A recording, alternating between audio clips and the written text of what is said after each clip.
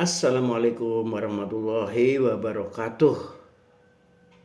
Keselamatan, kerahmatan, dan keberkahan semoga menyertai Bapak Ibu sekalian dan adik kakakku sekalian, saudara-saudaraku.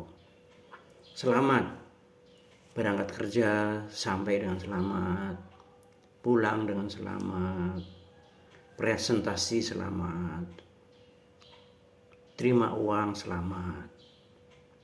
Rahmat, dilalah Anda cepat nangkep, dilalah Anda cepat ngerti, cepat paham maksudnya istri, cepat paham maksudnya atasan. Barokah, barokah itu dapat sedikit cukup, dapat banyak tambah cukup. Teman-teman, berapa kali Anda telepon nasabah Anda dalam seminggu? Berapa kali Anda kunjungi pembeli Anda dalam sebulan? Hari gini, dengan persaingan yang begitu ketat, semakin Anda kurang berkunjung, semakin Anda kurang telepon, semakin Anda kurang WA, maka pesaing itu sudah parkir di depan pintu pembeli Anda. Siapa bilang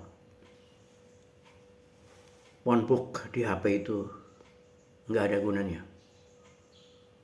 Siapa bilang phonebook yang ada di HP-mu itu hanya berguna saat Anda butuh? Salah, Pak. Kalau Anda nelpon sekedar atau menelpon ketika Anda butuh, itu salah. Karena kalau perlu, kalau butuh baru telepon, itu berarti paradigma Anda bukan menjalin hubungan baik.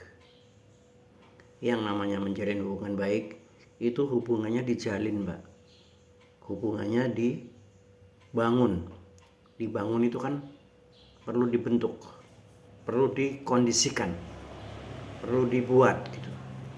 Jadi sebelum perlu itu Anda sudah telepon. Sebelum perlu Anda sudah WA. Sebelum perlu Anda sudah bikin janji ke rumahnya.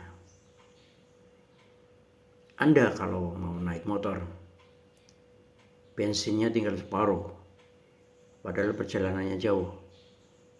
Anda isi bensin dulu kan?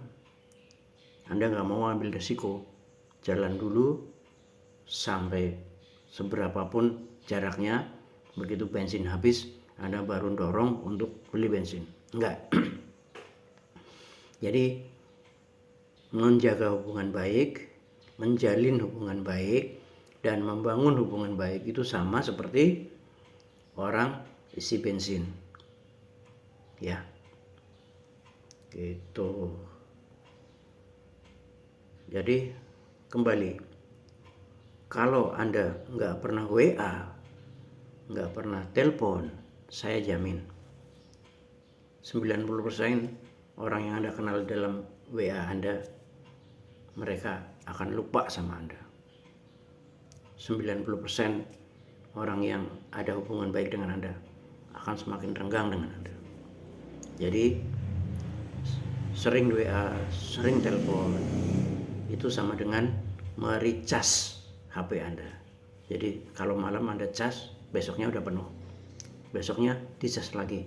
Jadi berulang-ulang, Pak. Pak, rasanya apa ya? Sering-sering telepon gak enak, Pak. Hari ulang tahun 1, kabar baik 2, tanyakan kabar aja. Why not? Pak, lama nih gak ketemu nih. Kabarnya sehat tuh, Pak? Sehat. Tumben ini ada apa? Ada yang penting gak? Pak, kalau saya telepon Bapak harus ada yang penting. Saya gak akan telepon Bapak, Pak. Oh iya ya, iya Pak. Jadi saya cuman pengen dengar suaranya Bapak aja. Begitu suaranya Bapak merdu, berarti Bapak sehat. Saya senang Pak. Itu aja. Pinter-pinternya Anda buka omongan. Kok susah amat sih kayak gitu?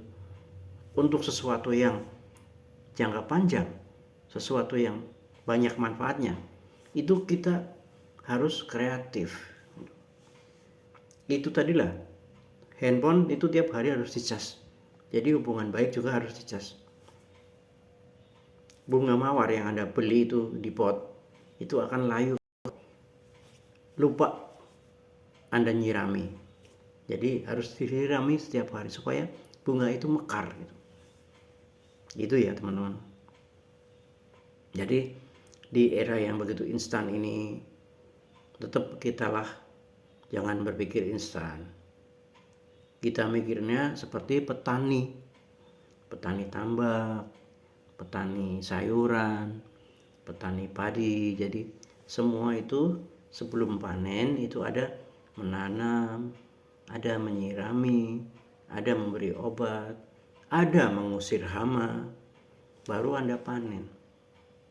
Kalau Anda hanya ingat saat panennya, Anda nggak tahu prosesnya.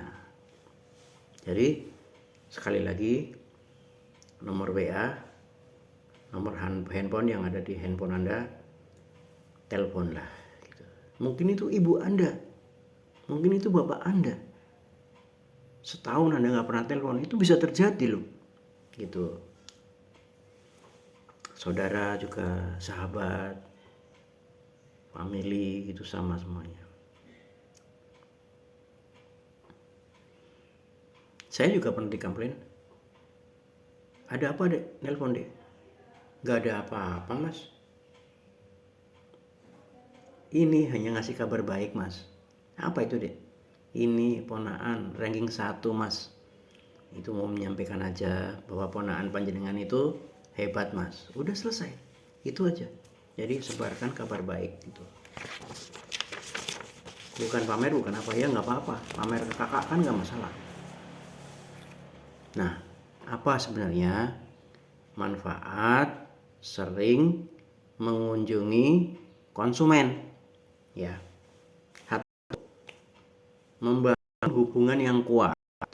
Jadi semakin Anda sering menghubungi atau mengunjungi konsumen Anda, maka rasa kebersamaan itu akan semakin kuat. Kepercayaan akan semakin kuat. Gimana apa maksudnya? Ya, gini. Ada pegawai koperasi. Itu tiap hari mengolek tabungan dari penjual-penjual di pasar. Dan sekali itu kepala cabangnya itu ikut Pak. Ikut menemani si petugas koperasi ini. Apa yang dirasakan oleh customer adalah jadi dia jadi kuat. Jadi merasa oh berarti ini Mbak ini betul-betul koperasi. Nah, ada atasan gitu. Jadi kepercayaan itu naik. Oh saya ini diterke bapak ya disayang ya berarti karo bapak. Nah itu memperkuat hubungan. Bagaimana kalau pedagang di pasar nggak pernah ke koperasi itu, hanya mbaknya aja gitu. Dia nggak jelas kantornya ada apa enggak gitu kan nggak jelas. Nah kedua, memahami kebutuhan dan keinginan dari customer. Anda datang, Anda ngobrol apa yang disukai, apa yang tidak disukai, apa yang dikhawatirkan, apa yang tidak dikhawatirkan, apa yang diinginkan. Nah, dari situ Anda tahu persis apa yang diangankan oleh konsumen Anda tentang produk Anda. Mungkin Mbak, masukan ya Mbak. Apa Pak? Ya, walaupun nggak ada harganya, sering kirim-kirim souvenir lah Mbak, entah itu wadah pensil, buku agenda atau apa. Ini kan masukan, bisa Anda sampaikan ke bagian operasional. Itu salah satunya. Jadi memahami kebutuhan dan keinginan. Mbak, ini saya senang sekali dikunjungi panjenengan. Tapi ini saya ada masukan. Kalau misalkan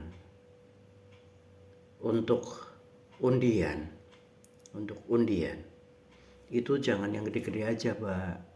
Kalau bisa yang kecil-kecil juga dikasih. Itu kan masukan. Masalah nanti bisa diperbaiki apa enggak, itu yang penting Anda sampaikan. Jadi Anda jangan berpikir Anda adalah solusi dari segala permasalahan. Jadi Anda jadi itu aja loh. Keran, pump, PDAM. Jadi Anda menyalurkan informasi aja. Jadi tugas Anda hanya menyalurkan informasi. Iya Pak, iya. Nanti saya sampaikan ke manajemen. Itu aja enak. Jadi nggak usah repot. Nah, ketiga, loyalitas Pak. Jadi orang yang sering dikunjungi pasti akan loyal.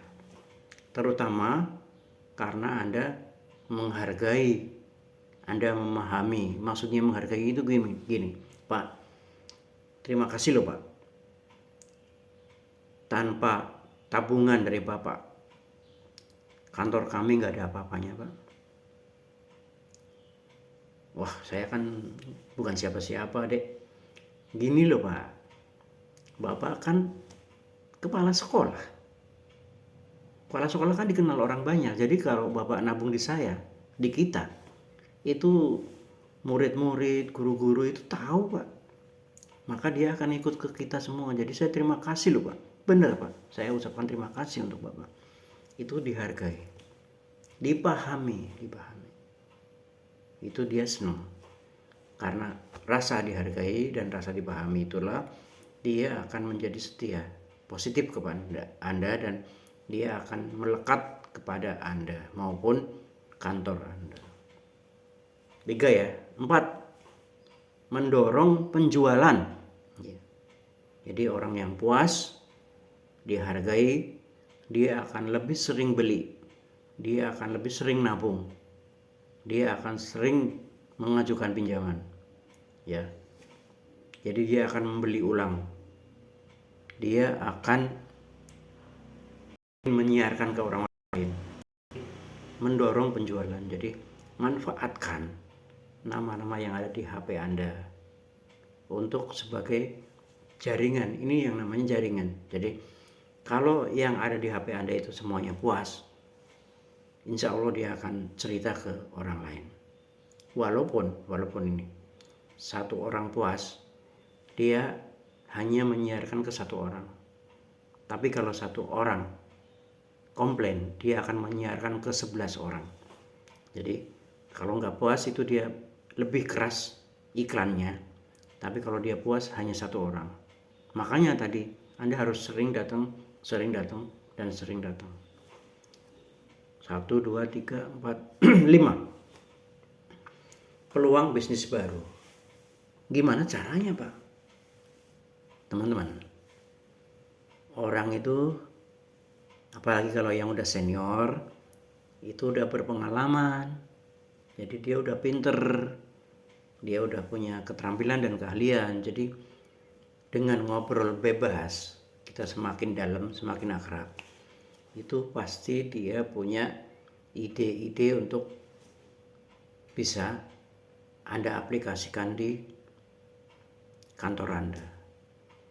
Ya jujur aja lah, kita kan bukan orang yang jenius, pinter, punya segala hal gitu.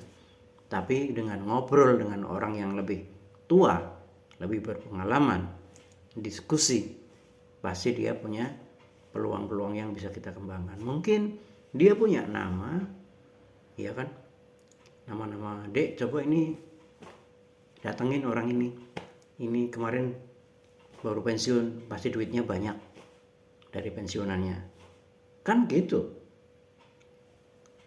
citra positif. Jadi tadi ya yang di depan sudah saya contohkan, dengan manajernya itu ikut datang, maka konsumen akan merasa lebih senang karena bangga loh Pak, beda dikunjungi petugas biasa dibandingkan dengan dikunjungi manajernya. Itu ada rasa beda. Hari petugas biasa terus, mbak ini terus. Tapi kalau dengan adanya pimpinannya ikut, itu akan semakin reputasi dari usaha Anda akan kuat karena Anda memperhatikan konsumen Anda. Yang terakhir, seperti tadi saya bilang, daftar nama nasabah di kantor Anda itu adalah sumber data. Jadi Anda kalau diberi nama-nama banyak, Anda jangan khawatir. Anda diberi nama sedikit juga jangan minder, karena Anda dapat mendalami nama-nama itu, lalu Anda telepon, lalu Anda datangi, lalu Anda bisa minta referensi. Selain orangnya sendiri ya, disuruh beli lagi, tapi Anda juga minta referensi. Pak, ini Bapak sudah bagus nih Pak sama kita. Setiap hari, setiap bulan Anda beli 1 kilo produk kami. Jadi pertama Anda minta dia untuk nambah lagi, istrinya, anaknya, tetangganya, teman-temannya. Kedua, Anda tanya ke dia, Pak, boleh nggak nih saya minta nama teman-teman Bapak? Nanti akan saya prospek Pak. Itu juga sumber data untuk dikembangkan gitu. Jadi kembali bahwa silaturahmi adalah membawa rezeki. Jadi jangan takut, jangan malu, luangkan waktu untuk bersilaturahmi. Terima kasih. Assalamualaikum warahmatullahi wabarakatuh.